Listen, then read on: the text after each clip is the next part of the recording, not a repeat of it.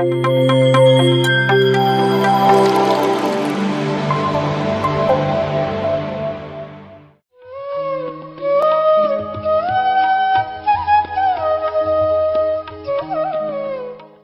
ಹೆಸರು ಅಮೃತ ಗಿರಿಧರ್ ಅಂತ.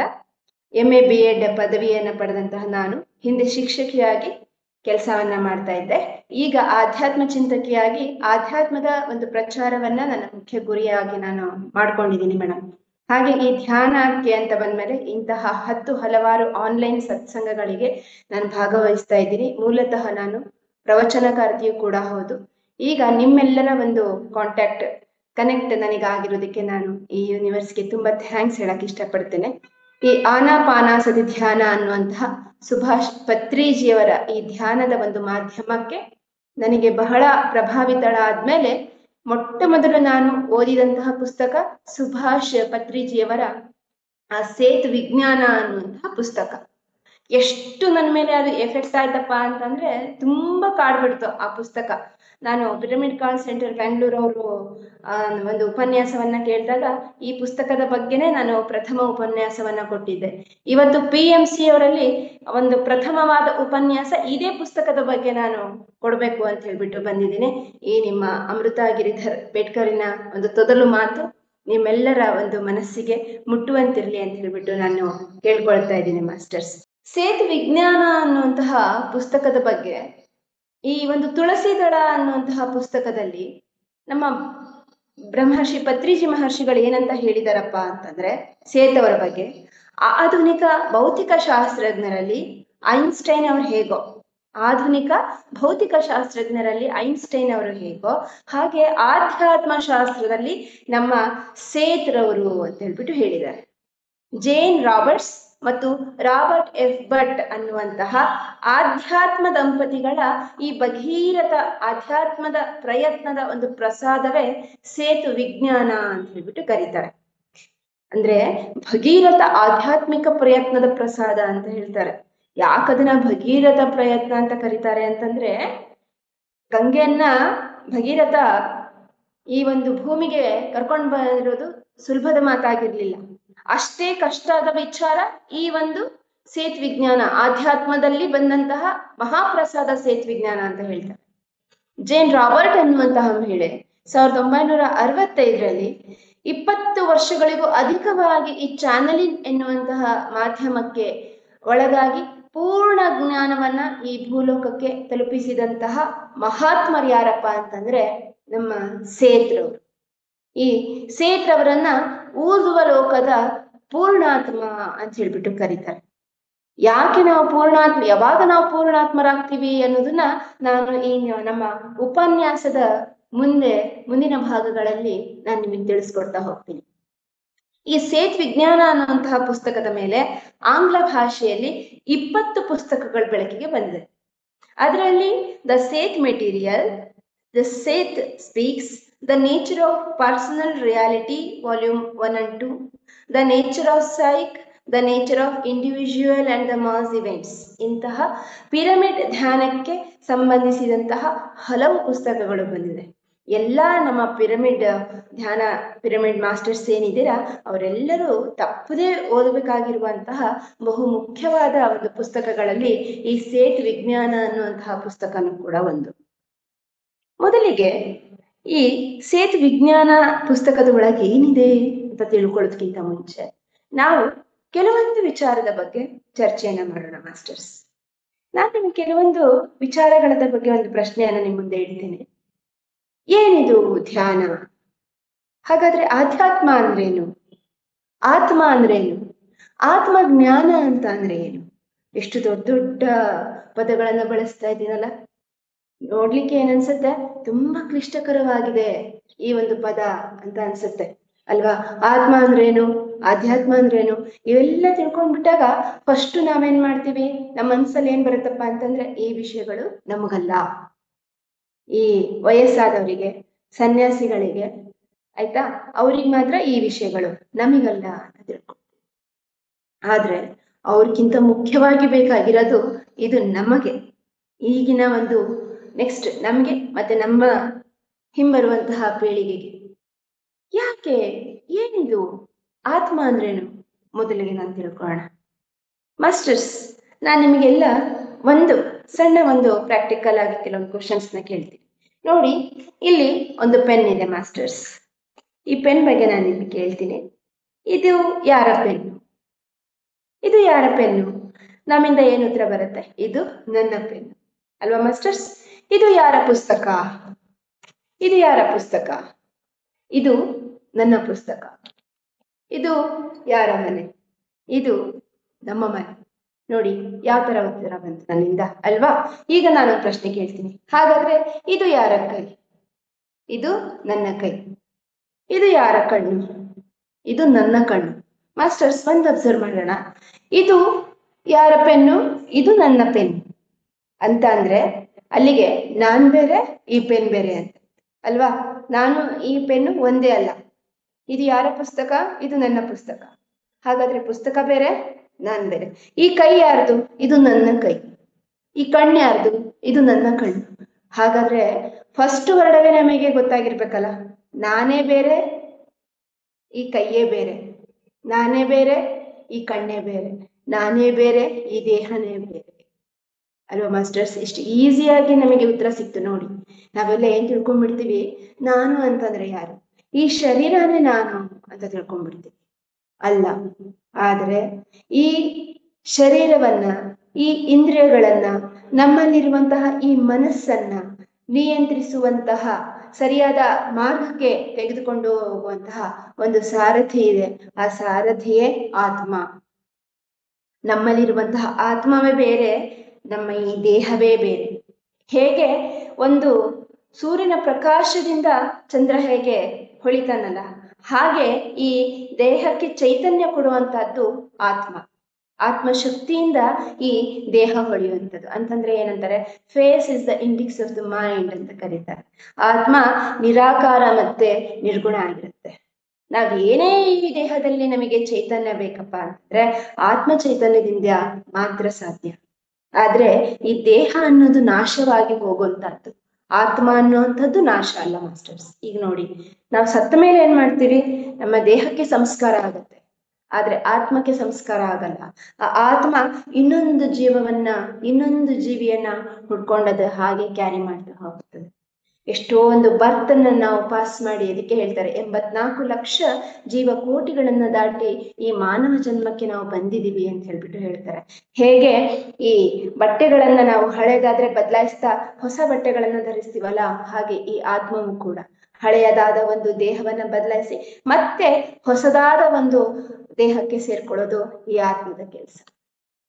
ಯಾಕೆ ಈ ಆತ್ಮದ ಬಗ್ಗೆ ನಾನು ಚರ್ಚೆ ಮಾಡಿದೆ ಅಂತಂದ್ರೆ, ನಾವು ದೈಹಿಕವಾಗಿ ನಾವಿಲ್ಲಿ ನಮ್ಮ ಇರುವಿಕೆಯನ್ನ, ಅಸ್ತಿತ್ವವನ್ನ ನಾವು ಕಂಡ್ಕೋಬೇಕಂತಂದ್ರೆ ಅದಕ್ಕೆ ಮುಖ್ಯವಾಗಿ ನಮಗೆ ಸಾರಥ್ಯವನ್ನ ವಹಿಸುವಂತದ್ದು ನಮ್ಮ ಆತ್ಮ ಆಗಿರುತ್ತೆ. ಇದನ್ನ ಅಲ್ಲಮ ಪ್ರಭುಗಳು ಅವರ ವಚನಗಳಲ್ಲಿ ತುಂಬಾ ಸೊಗಸಾಗಿ ಹೇಳಿದ್ದಾರೆ. ಆ ಒಂದು ವಚನವನ್ನ ನಾನು ನಿಮ್ಮ ಮುಂದೆ ಇಡುವಂತ ಪ್ರಯತ್ನ ಮಾಡ್ತೀನಿ. ನೋಡಿ, ಅಲ್ಲಮ ಪ್ರಭುಗಳು ಒಂದು ಮಾತನ್ನ ಹೇಳ್ತಾರೆ. ಮನವೆಂಬ ಮರ್ಕಟನು ತನುವೆಂಬ ವೃಕ್ಷವನ್ನೇರಿ. ಮನವೆಂಬ ಮರ್ಕಟನು ಅಂತ ಹೇಳ್ತಾರೆ. ಈ ಮನಸ್ಸಿದೆಯಲ್ಲ, ಬಹಳಷ್ಟು ಚಂಚಲವಾದಂತಹ ಮನಸ್ಸು. ಈ ಕಾಮ, ಕ್ರೋಧ, ಮೋಹ, ಮದ, ಮಾತ್ಸರ ಇಂತಹ ಅರಿಷಡ್ ವರ್ಗಗಳಿಗೆ ಒಳಗಾಗಿ ಎಲ್ಲೆಲ್ಲೋ ಸುತ್ಕೊಂಡ್ ಬರ್ತಾ ಇರುತ್ತೆ. ಈ ಮನಸ್ಸು ಹೇಗಪ್ಪ ಅಂತಂದ್ರೆ ಹುಚ್ಚು ಕುಲ್ದ್ರೆ ಆಕ್ಚುಲಿ ಆ ಮಂಗ ಹೇಗಿರುತ್ತೆ? ಆ ಮಂಗಕ್ಕೆ ಹುಚ್ಚಿಡ್ದಿರುತ್ತೆ. ಹುಚ್ಚಿಡ್ದಿರುವಂತಹ ಮಂಗಕ್ಕೆ ಸ್ವಲ್ಪ ಇದನ್ನ ಮದ್ಯವನ್ನ ಸೇವಿಸಿದ್ರೆ ಅದು ಹೆಂಗಾಡತ್ತೆ? ಮಂಗ ಅದಕ್ಕೆ ಹುಚ್ಚಿಡ್ದಿದೆ, ಅದಕ್ಕೆ ಮತ್ ಮೇಲೆ ಹೆಂಡ ಕುಡ್ಸಿದ್ರೆ ಹೇಗಾಡತ್ತೆ? ಹಾಗಾಡ್ತಾ ಇರುತ್ತೆ ನಮ್ಮ ಮನಸ್ಸು. ಇವತ್ತಿಲ್ಲಿರುತ್ತೆ, ಇನ್ನೊಂದು ಕ್ಷಣದಲ್ಲಿ ಇನ್ನೆಲ್ಲೋ ಹೋಗ್ತಾ ಇರುತ್ತೆ. ಇಂತಹ ಮನವೆಂಬ ಮರ್ಕಟ ತನು ಅನ್ನುವಂತಹ ವೃಕ್ಷವನ್ನ ಏರಿ ಇಂದ್ರಿಯಗಳೆಂಬ ಶಾಖೆಗೆ ಹಾರಿ. ಹೇಗೆ ಒಂದು ಮರದಲ್ಲಿ ರೆಂಬೆ ಕೊಂಬೆಗಳು ಚಾಚ್ಕೊಂಡಿರುತ್ತಲ್ಲ, ಆ ಮಂಗ ಒಂದ್ ಕಡೆ ಕೂರುದಿಲ್ಲ, ಒಂದ್ ಕೊಂಬೆಯಿಂದ ಇನ್ನೊಂದ್ ಕೊಂಬೆಗೆ ಹಾರುತ್ತಲ್ಲ, ಆತರ ಇಂದ್ರಿಯ ಸುಖಗಳ ಹಿಂದೆ ಬೆನ್ನತ್ತಿ ನಮ್ಮ ಮನಸ್ಸು ಹೋಗ್ತಾ ಇರುತ್ತೆ. ಎಲ್ಲಾ ವಿಷಯಗಳೆಂಬ ಫಲಗಳ ಭಜಿಸಿ ಭವದತ್ತ ಮುಖ ಮಾಡಿ ಹೋಗುತ್ತಿದೆ ನೋಡ. ಮನವೆಂಬ ಮರ್ಕಟನು ತನುವೆಂಬ ವೃಕ್ಷವನ್ನೇರಿ ಇಂದ್ರಿಯಗಳೆಂಬ ಶಾಖೆಗೆ ಹಾರಿ ವಿಷಯಗಳೆಂಬ ಫಲವನ್ನು ಭಜಿಸಿ ಭವದತ್ತ ಮುಖ ಮಾಡಿ ಹೋಗುತ್ತಿದೆ ನೋಡ. ಮನವೆಂಬ ಮರ್ಕಟನ ನೆನೆಹೆಂಬ ಪಾಶಕ್ಕೆ ಕಟ್ಟಿ ಎನ್ನನು ಉಳಿಸಿಕೊಳ್ಳಯ್ಯ ಖಂಡೇಶ್ವರ ಅಂತ ಹೇಳ್ತಾರೆ. ಇಂತಹ ಹುಚ್ಚುಕೋಡಿ ಮನಸ್ಸನ್ನ ಒಂದು ನಿಯಂತ್ರಣದಲ್ಲಿ ಇಟ್ಟು ನಮ್ಮ ಒಂದು ನೆನೆಹೆಂಬ ಪಾಶಕ್ಕೆ ಕಟ್ಟಿ ಅಂತ ಹೇಳ್ತಾರೆ. ಅಂದ್ರೆ ಸದಾ ಅವೇರ್ನೆಸ್ ಅಲ್ಲಿ ಇರ್ಬೇಕು. ನಾವು ಸದಾ ಒಂದು ಪ್ರೆಸೆಂಟ್ ಸ್ಟೇಟ್ ಅಲ್ಲಿ ಇರಬೇಕು. ಸದಾ ನಾವು ಈ ಮನಸ್ಸನ್ನ ಒಂದು ಕಂಟ್ರೋಲ್ ಅಲ್ಲಿ ಇಟ್ಕೊಂಡು ಪ್ರೆಸೆಂಟ್ ಸ್ಟೇಟ್ ಅಲ್ಲಿ ಇಟ್ಕೊಂಡು ಒಂದು ಒಳ್ಳೆಯ ವಿಷಯದ ಮೇಲೆ ನಾವು ಫೋಕಸ್ ಮಾಡ್ತಾ ಆ ಸಾಧನೆಯತ್ತ ಮುಖ ಮಾಡ್ತಾ ನಮ್ಮ ಗುರಿಯ ಕಡೆಗೆ ನಾವು ಸಾಗುವುದಿದೆಯಲ್ಲ, ಅದುವೇ ನಿಜವಾದ ಆಧ್ಯಾತ್ಮ. ಆ ಆತ್ಮದ ಆ ಸಂಸ್ಕಾರ, ಆತ್ಮಕ್ಕೆ ಬೋಧನೆ, ಆತ್ಮಕ್ಕೆ ಸಂಸ್ಕಾರ ಕೊಡುವಂಥದ್ದೇ ಆಧ್ಯಾತ್ಮ. ಹಾಗಾದರೆ ಈ ಆತ್ಮಕ್ಕೆ ಒಂದು ಸಂಸ್ಕಾರ ಬೇಕು. ಆ ಆಧ್ಯಾತ್ಮದ ಒಂದು ಗುರಿಯೆಡೆಗೆ ನಮ್ಮನ್ನ ಕಳಿಸುವಂತಹ ಒಂದು ಸಾಧನ ಇದೆ ಅಂತಂದ್ರೆ ಆ ಸಾಧನ ಯಾವ್ದಪ್ಪ ಅಂತಂದ್ರೆ ಧ್ಯಾನ. ಧ್ಯಾನ ಅಂತಂದ್ರೆ ಅದು ಅಲ್ಟಿಮೇಟ್ ಏಮ್ ಅಲ್ಲ, ಧ್ಯಾನ ಮಾಡೋದು ಗುರಿಯಲ್ಲ, ಆದರೆ ನಮ್ಮನ್ನ ಗುರಿಯತ್ತ ಕರ್ಕೊಂಡು ಹೋಗೋದಿಕ್ಕೆ ಇರುವಂತಹ ಏಕೈಕ ಒಂದು ಸಾಧನ, ಒಂದು ಮಾಧ್ಯಮ ಇದೆ ಅಂತಂದ್ರೆ ಅದು ಧ್ಯಾನ. ಧ್ಯಾನ ಅಂತಂದ್ರೆ ಏನು? ಫೋಕಸಿಂಗ್ ಅಂತ. ಒಂದು ನಿರ್ದಿಷ್ಟವಾದಂತಹ ಗುರಿಯ ಎಡೆಗೆ ಮನಸ್ಸನ್ನ ಕೇಂದ್ರೀಕರಿಸುವುದು ಧ್ಯಾನ ಅಂತ ಹೇಳ್ತಾರೆ. ಅದಕ್ಕಾಗಿ ಪತ್ರಿಜಿ ಮಹರ್ಷಿಗಳು ಒಂದು ಒಳ್ಳೆಯ ಮಾತನ್ನ ಹೇಳ್ತಾರೆ ಮಾಸ್ಟರ್ಸ್. ಏನಂತ ಹೇಳ್ತಾರೆ ಅಂತಂದ್ರೆ, ಈ ಒಂದು ಜಗತ್ತಲ್ಲಿ ಯಾರು ಯಾರಿಗೂ ಗುರುಗಳಲ್ಲ, ಯಾರು ಯಾರಿಗೂ ಶಾಶ್ವತವಾಗಿ ಶಿಷ್ಯರಲ್ಲ. ಯಾರು ಶಾಶ್ವತವಾಗಿ ಗುರುಗಳಾಗೋಕೆ ಸಾಧ್ಯ ಇಲ್ಲ, ಯಾರಿಗೆ ಯಾರು ಶಾಶ್ವತವಾಗಿ ಶಿಷ್ಯರಾಗೋಕೆ ಸಾಧ್ಯ ಇಲ್ಲ. ನಮಗ್ ನಾವೇ ಗುರುಗಳು, ನಮಗೆ ನಾವೇ ಶಿಷ್ಯರು. ಅದಕ್ಕೆ ಬಹಳ ಒಳ್ಳೆಯ ಪದವನ್ನ ಅವರು ಬಳಸ್ತಾರೆ, ಅಹಂ ಬ್ರಹ್ಮಾಸ್ಮಿ ಅನ್ನುವಂತಹ ಪದ. ವಿ ಆರ್ ದ ಕ್ರಿಯೇಟರ್ಸ್, ನಾವೇ ಸೃಷ್ಟಿಕರ್ತರು. We are the creators of our own destiny ಅಂತ ಹೇಳ್ತಾರೆ. ನಾವಿವತ್ತು ಜೀವನದಲ್ಲಿ ಏನ್ ಆಗಿದೀವೋ ಅದಕ್ಕೆಲ್ಲ ಮೂಲ ಕಾರಣ ಅದಕ್ಕೆ ನಾವೇ, ಯಾರು ಕೂಡ ಇದಕ್ಕೆ ಕಾರಣ ಅಲ್ಲ ಅಂತ ಹೇಳ್ತಾರೆ.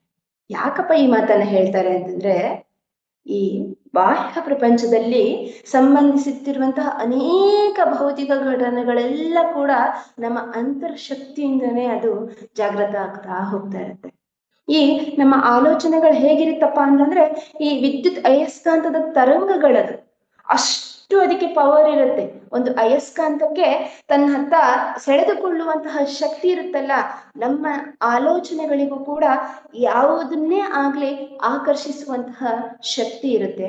ಅಷ್ಟು ಉತ್ತಮವಾದ ಆಲೋಚನೆಯನ್ನ, ಒಂದು ಮಾತಿನ ಶಕ್ತಿಯನ್ನ, ಒಂದು ಭಾವನಾ ಶಕ್ತಿಯನ್ನ, ಕಲ್ಪನಾ ಶಕ್ತಿಯನ್ನ ಭಗವಂತ ಕರುಣಿಸಿರುವಂತಹ ಏಕೈಕ ಪ್ರಾಣಿ ಅಂತಂದ್ರೆ ಅದು ನಾವೇ.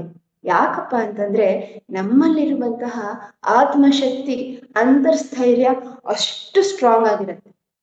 ಹಾಗಾಗಿ ಮಾಸ್ಟರ್ಸ್, ನಮ್ಮ ಒಂದು ಆಲೋಚನೆಗಳಲ್ಲಿ ನಾವು ತುಂಬಾ ಜಾಗೃತವಾಗಿರ್ಬೇಕು ಅಂತ ಹೇಳ್ಬಿಟ್ಟು ಪತ್ರಿಜಿಯವ್ರು ಹೇಳ್ತಾರೆ. ಯಾಕೆ ಅಂತಂದ್ರೆ, ನಾವು ಏನನ್ನ ಒಳಗೆ, ನಮ್ಮ ಮನಸ್ಸಿನ ಒಳಗೆ ನಾವು ಆಲೋಚನೆ ಮಾಡ್ಕೊಳ್ತೀವಲ್ಲ, ಬಾಹ್ಯದಲ್ಲಿ ಅದೇ ಆಗುವಂಥದ್ದು. ಇದರಲ್ಲಿ ನಾನು ಒಂದು ಸಣ್ಣ ಒಂದು ಹನುಮಾನ್ನ ಒಂದು ಸ್ಟೋರಿಯನ್ನ ನಿಮ್ಮ ಮುಂದೆ ಇಡೋದಿಕ್ಕೆ ಇಷ್ಟಪಡ್ತೀನಿ. ಅಂದ್ರೆ ನಮ್ಮ ಅಂತರ್ಶಕ್ತಿ ಹೇಗಿರುತ್ತೆ, ಅದು ನಮ್ಮ ಅರಿವಿಗೆ ಬಂದಿರೋದಿಲ್ಲ, ಅದು ನಮ್ಮ ಅರಿವಿಗೆ ಬಂದಾಗ ಏನಾಗುತ್ತೆ ಅಂತ ಹೇಳ್ಬಿಟ್ಟು. ಈ ಆಂಜನೇಯ ಬಾಲ್ಯದಲ್ಲಿ ಬಹಳ ಒಂದು ಕೀಟಲೆಯನ್ನ ಮಾಡ್ತಿದ್ದಂತಹವನು ನಮ್ಮ ಹನುಮ. ಋಷಿ ಮುನಿಗಳಿಗೆ ತಪಸ್ಸುಗಳನ್ನ ಆಚರಿಸೋದಕ್ಕೆ, ಯಜ್ಞಗಳನ್ನ ಮಾಡೋದಿಕ್ಕೆ ಬಿಡ್ತಾರನೇ ಇರ್ಲಿಲ್ಲ. ಅಷ್ಟು ಕೀಟಲೆ ನಮ್ಮ ಆಂಜನೇಯ, ನಮ್ಮ ಹನುಮ. ಅವಾಗ ಋಷಿ ಮುನಿಗಳೊಂದು ಶಾಪವನ್ನ ನಮ್ಮ ಹನುಮನಿಗೆ ಕೊಡ್ತಾರೆ, ನಿನ್ನಲ್ಲಿರುವಂತಹ ಆ ಒಂದು ಶಕ್ತಿ ನಿನಗೆ ಮರ್ತು ಹೋಗ್ಬಿಡ್ಲಿ ಅಂತ ಹೇಳ್ಬಿಟ್ಟು. ಅವಾಗ ಅಂಜನಾದೇವಿ ಪರಿಪರಿಯಾಗಿ ಮುನಿಗಳ ಹತ್ರ ಕೇಳ್ಕೊಳ್ತಾಳೆ, ದಯವಿಟ್ಟು ಈ ಒಂದು ಶಾಪವನ್ನ ವಾಪಸ್ ತಗೊಳ್ಳಿ, ಏನೂ ತಿಳಿದಿರುವಂತಹ ಮಗು ಈ ತರ ಮಾಡಿದೆ ಅಂತ ಹೇಳಿದಾಗ ಆ ಮುನಿಗಳು ಹೇಳ್ತಾರೆ, ಋಷಿಗಳು, ಮುಂದೊಂದು ದಿನ ಸಂದರ್ಭಕ್ಕೆ ಅನುಸಾರವಾಗಿ ನಿನಗೆ ಒಬ್ಬ ಹಿರಿಯರಿಂದ ನಿನ್ನ ಶಕ್ತಿಯ ಒಂದು ಜಾಗೃತಿ ನಿನಗಾಗತ್ತೆ, ಅಲ್ಲಿವರೆಗೂ ತಾಳು ಅಂತ ಹೇಳ್ತಾರೆ. ಆ ಶಕ್ತಿ ಯಾವಾಗ ಅರಿವು ಆಂಜನೇಯನಿಗೆ ಆಗುತ್ತಪ್ಪ ಅಂತಂದ್ರೆ, ಸೀತಾಮಾತೆಯ ಅಪಹರಣವಾದಂತಹ ಸಂದರ್ಭದಲ್ಲಿ.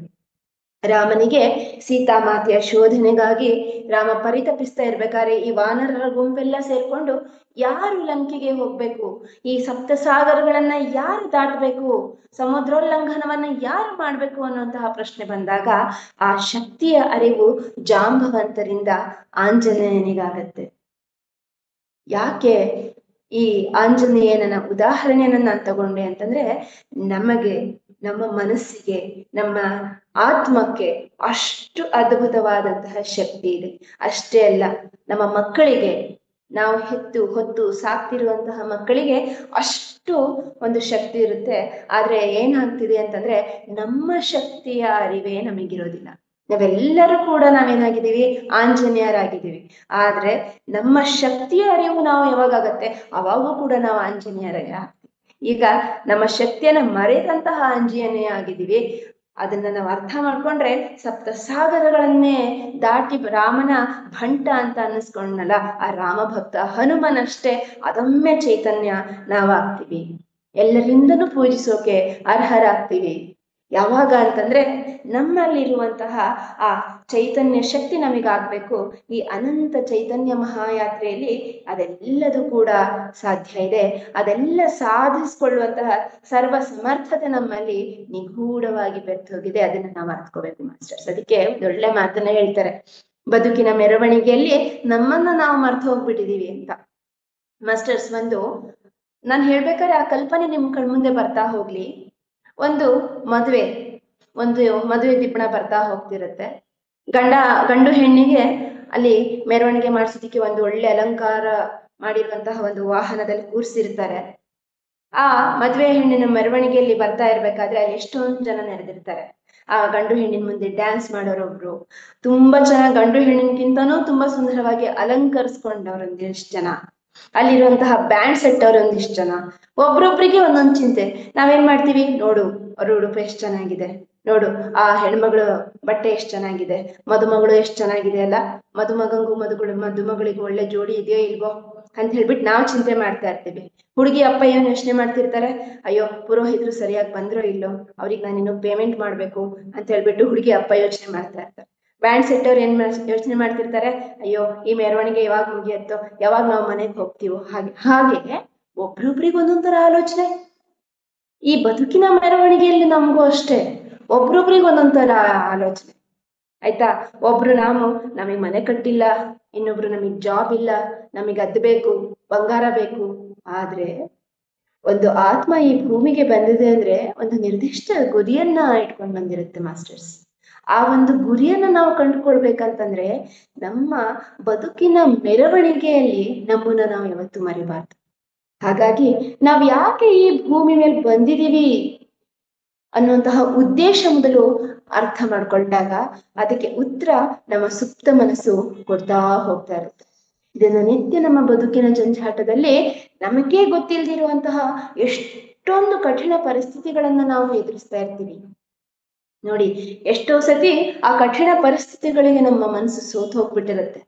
ಆದ್ರೆ ಅದನ್ನೇ ಹೇಳೋದು, ವಾತಾವರಣ, ಈ ಪರಿಸ್ಥಿತಿ ಎಷ್ಟೇ ಕೂಡ ಕಠಿಣವಾಗಿದ್ರು ಕೂಡ ಅದನ್ನ ನಿರ್ಭಯವಾಗಿ ಎದುರಿಸುವಂತಹ ದೃಷ್ಟಿಕೋನ ನಮ್ಮಲ್ಲಿದ್ದಾಗ, ಅಂತಂದ್ರೆ ಆಶಾವಾದದ ದೃಷ್ಟಿಕೋನ ನಮ್ಮಲ್ಲಿದ್ದಾಗ ಪರಿಸ್ಥಿತಿಯೂ ಕೂಡ ಆಶಾವಾದವಾಗತ್ತೆ. ನಾವು ನಿರಾಶವಾದಿಗಳಾದ್ರೆ ಆ ಪರಿಸ್ಥಿತಿಯೂ ಕೂಡ ನಿರಾಶವಾದ ಆಗುತ್ತೆ. ಇದಕ್ಕೊಂದು ಒಳ್ಳೆ ಉದಾಹರಣೆಯನ್ನ ನಾನು ನಿಮಗೆ ಕೊಡ್ತೀನಿ. ನಾನು ಇಷ್ಟೊತ್ತೇನು ಹೇಳಿದೆ ಅನ್ನೋದಕ್ಕೆ. ಕೇರಳದಲ್ಲಿ ಒಬ್ಬ ಹುಡುಗ, ತುಂಬಾ ಕಡುಬಡತನ, ತಂದೆ ಇಲ್ಲದಂತಹ ಹುಡುಗ, ತಾಯಿ ಯಾವಾಗ್ಲೂ ಅನಾರೋಗ್ಯದಲ್ಲಿ ಇರ್ತಾಳೆ, ಅನಾರೋಗ್ಯದಲ್ಲೇ ಹಾಸಿಗೆ ಹಿಡಿದಿರ್ತಾಳೆ. ಆ ಬಾಲಕ ಶಾಲೆಗೆ ಹೋಗ್ಬೇಕು. ಪ್ರತಿದಿನ ಅವನಿಗೆ ಮೊದಲನೆಯ ಅವಧಿ ಗಣಿತದ ಅವಧಿ ಆಗಿರುತ್ತೆ. ಆದ್ರೆ ಇತ್ತ ಮನೆಯಲ್ಲಿ ಹಾಸಿಗೆ ಹಿಡಿದಿರುವಂತಹ ಅಮ್ಮನ ಎಲ್ಲ ಸೇವೆಯನ್ನ ಮಾಡಿ ಆ ಮಗು ಶಾಲೆಗೆ ಹೋಗಿರ್ಬೇಕಾದ್ರೆ ಆ ಮೊದಲನೇ ಅವಧಿ ಯಾವಾಗ್ಲೂ ಕೂಡ ತಡವಾಗಿ ಇರುತ್ತೆ. ಯಾವಾಗ್ಲೂ ಕೂಡ ಆ ಗಣಿತ ಶಿಕ್ಷಕಿ ಅವನಿಗೆ ತರಗತಿಯಿಂದ ಆಚೆ ನಿಲ್ಲಿಸ್ತಿರ್ತಾಳೆ, ಯಾಕಂತಂದ್ರೆ ತಡವಾಗಿ ಬರ್ತಾನೆ ಅಂತ. ಆದ್ರೆ ಆ ಬಾಲಕ ಏನ್ ಮಾಡ್ತಾನೆ, ಕ್ಲಾಸ್ ರೂಮ್ ಹೊರಗೆ ನಿಂತ್ಕೊಂಡು ಎಲ್ಲಾ ನೋಟ್ಸ್ ಅನ್ನು ಚಂದಾಗಿ ಬರ್ಕೊಳ್ತಾನೆ. ಎಲ್ಲಾ ಒಂದು ಗಣಿತದ ಸಮಸ್ಯೆಗಳನ್ನ ಸುಲಲಿತವಾಗಿ ಅವನು ಅಲ್ಲಿ ಕ್ಲಾಸ್ ರೂಮ್ ಒಳಗಿರುವ ಮಕ್ಕಳಿಗಿಂತನೂ ಚೆನ್ನಾಗಿ ಅವನು ಮಾಡ್ತಾ ಇರ್ತಾನೆ. ಅವಾಗ ಅವನ ಒಂದು ಆಕ್ಟಿವಿಟೀಸ್ ನ ನೋಡಿ ಶಿಕ್ಷಕರು ಅವನಿಗೆ ಕರೆದು ಕೇಳ್ತಾರೆ, ಏನ್ ನಿನ್ನ ಸಮಸ್ಯೆ? ಯಾಕೆ ನೀನು ದಿನನಿತ್ಯ ಈ ತರ ತಡವಾಗಿ ಬರ್ತೀಯಲ್ಲ ಅಂತ ಹೇಳ್ಬಿಟ್ಟು ಕೇಳಿದಾಗ ಆ ಮಗು ಹೇಳತ್ತೆ, ನಮ್ಮ ಮನೆಯಲ್ಲಿ ನನ್ನ ತಾಯಿ ಸದಾ ಅನಾರೋಗ್ಯವಾಗಿರ್ತಾಳೆ, ಅವಳನ್ನೆಲ್ಲ ನೋಡ್ಕೊಂಡು 100 ಮೈಲಿ ದೂರದ ಬಾವಿಯಿಂದ ನಾನು ನೀರು ತಂದು ಅಡಿಗೆ ಮಾಡಿ ಅಮ್ಮನಿಗೆ ತಿನ್ನಿಸಿ ನಾನು ಕಟ್ಕೊಂಡು ಬರೋದಿಷ್ಟೊತ್ತಾಗತ್ತೆ, ಓಡೋಡಿ ನಾನು ಶಾಲೆಗೆ ಬರೋದ್ರೊಳಗೆ ತಡ ಆಗತ್ತೆ ಅಂತ ಹೇಳಿದಾಗ ಆ ಶಿಕ್ಷಕಿ ಹಾಗೆ ಕಣ್ಣಲ್ಲಿ ನೀರು ಬರುತ್ತೆ. ಅಲ್ಲಿಂದಾನೆ ಅವಳು ಅಂದ್ಕೊಳ್ತಾಳೆ, ಈ ಮಗು ನಾನು ಏನಾದ್ರೂ ಸಹಾಯ ಮಾಡ್ಬೇಕಲ್ಲ ಅಂತ ಹೇಳ್ಬಿಟ್ಟು. ಆ ಬಾಲಕ ಹೇಗೆ ಓಡ್ತಾನೆ ಓಡ್ತಾನೆ ಓಡ್ತಾನೆ ಜೀವನದಲ್ಲಿ ಅಂತಂದ್ರೆ ಮುಂದೊಂದು ದಿನ ಇಂಡಿಯನ್ ಫಾರಿನ್ ಸರ್ವಿಸ್ ಎಕ್ಸಾಮ್ ಅನ್ನ ಪಾಸ್ ಮಾಡ್ತಾನೆ. ನೋಡಿ, ಇಂತಹ ಕಷ್ಟಕರವಾದ ಪರಿಸ್ಥಿತಿ ಇದೆ, ಆದರೆ ಮನಸ್ಸಲ್ಲಿ ಅವನು ಸೋಲೊಪ್ಕೊಳ್ಳಲ್ಲ. ಆ ಮನಸ್ಸಿನ ಅದಮ್ಯ ಚೈತನ್ಯ ಅವನಿಗೆ ಸೋಲೋಕೆ ಬಿಡ್ತಾ ಇಲ್ಲ. ಆ ಶಕ್ತಿ ನಮ್ಮ ಮನಸ್ಸಿನಲ್ಲೇ ಇದೆ ಅಂತ ಹೇಳ್ಬಿಟ್ಟು ಸೇತ್ ವಿಜ್ಞಾನ ನಮಗೆ ಹೇಳುತ್ತೆ. ಮುಂದೊಂದು ದಿನ ಆ ಹುಡುಗ ಭಾರತದ Indian ambassador in America, he become A Indian ambassador in America. ಮುಂದೆ ಅವನು ಭಾರತದ ಉಪರಾಷ್ಟ್ರಪತಿಯಾಗಿ ಆಯ್ಕೆ ಆಗ್ತಾನೆ, ಅಲ್ಲಿಂದ ಭಾರತದ ರಾಷ್ಟ್ರಪತಿ ಆಗ್ತಾನೆ. ಯಾರಪ್ಪ ಆತ, ಆ ಬಾಲಕ ಅಂತಂದ್ರೆ ನಮ್ಮ ನೆಚ್ಚಿನ ರಾಷ್ಟ್ರಪತಿ ಆಗಿದ್ದಂತಹ KR ನಾರಾಯಣರು. ನೋಡಿ, ಬದುಕಲ್ಲಿ ಅವರಿಗಿದ್ದಂತಹ ಕಷ್ಟ ಅಂತ ಹೇಳ್ಬಿಟ್ಟು ಅವ್ರನ್ನ ಕಡೆ ಕೂರ್ಲಿಲ್ಲ. ಅವರಲ್ಲಿದ್ದಂತಹ ಆ ಸುಪ್ತ ಚೈತನ್ಯದ ಅಂತರ್ಶಕ್ತಿಯ ಆತ್ಮಶಕ್ತಿಯ ಜಾಗೃತಿಯನ್ನ ಅವರು ಬಡಿದೆಬ್ಬಿಸ್ಕೊಂಡು ಕಠಿಣ ಪರಿಸ್ಥಿತಿಯನ್ನ ತಡೆ ಹಿಡ್ಕೊಂಡು ಮುನ್ನಡೆದು ಭಾರತದ ರಾಷ್ಟ್ರಪತಿನೇ ಆಗ್ಬಿಟ್ರು.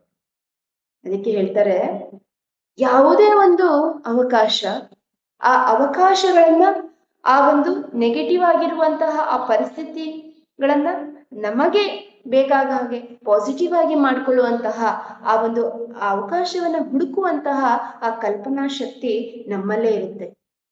ಅದನ್ನ ಸುಪ್ತ ಮನಸ್ಸು ನಮಗೆ ಹೇಳ್ತಾ ಹೋಗ್ತಾ ಇರುತ್ತೆ, ಈ ಜಗತ್ತಲ್ಲಿ ಯಾವಾಗೂ ನೀವು ಒಂಟಿಯಲ್ಲ, ಯಾವಾಗ್ಲೂ ಯಾರೊಂದಿಗೂ ನೀನು ಪೈಪೋಟಿ ನಡೆಸ್ಬೇಕಾಗಿಲ್ಲ.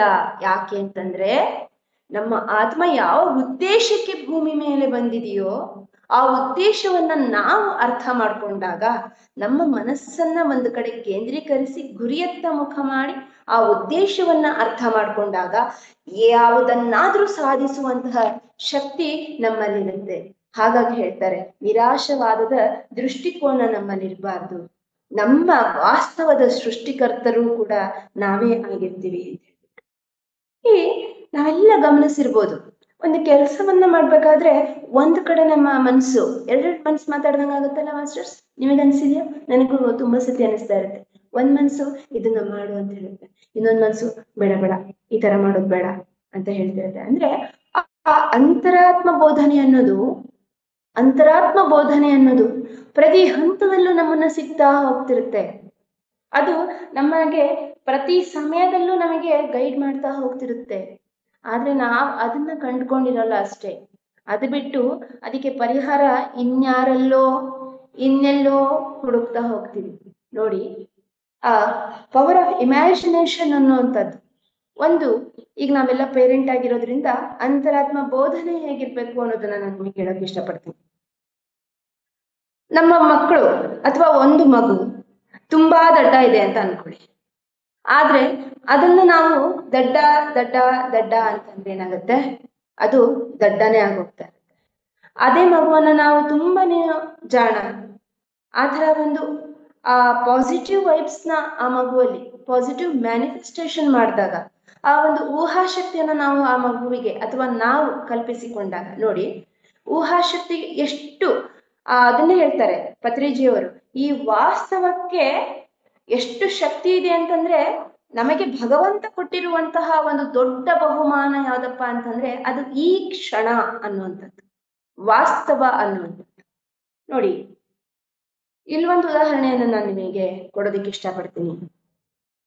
ಒಬ್ಬ ಮಗ ಮುಸ್ಲಿಂ ಮನೆತನದಲ್ಲಿ ಹುಟ್ಟಿದಂತಹ ಒಬ್ಬ ಬೆಸ್ತರ ಹುಡುಗ, ಅವರ ಮನೆಯಲ್ಲಿ ಯಾರೂ ಹೆಚ್ಚಿಗೆ ಓದಂತವ್ರಲ್ಲ, ಆದ್ರೆ ಆ ಮಗುವಿಗೆ ಎಷ್ಟು ಒಂದು ಊಹಾಶಕ್ತಿ ಇತ್ತು ಅಂತಂದ್ರೆ ಆ ಗುರುಗಳಿಗೊಂದ್ಸತಿ ಕೇಳತ್ತೆ, ರಾಮೇಶ್ವರಮ್ಮಿನ ಒಂದು ಬೀಚಲ್ಲಿ ಆ ಮಕ್ಕಳಿಗೆ ಕರ್ಕೊಂಡು ಹೋಗಿ ಆ ಒಬ್ಬ ಬಡ ಮೇಷ್ಟ್ರು ಪಾಠ ಮಾಡ್ತಾ ಇರ್ತಾರೆ. ಬೀಚಲ್ಲಿ ಹಕ್ಕಿಯನ್ನ ತೋರಿಸಿ ಪಾಠ ಮಾಡ್ತಾ ಇರ್ತಾರೆ.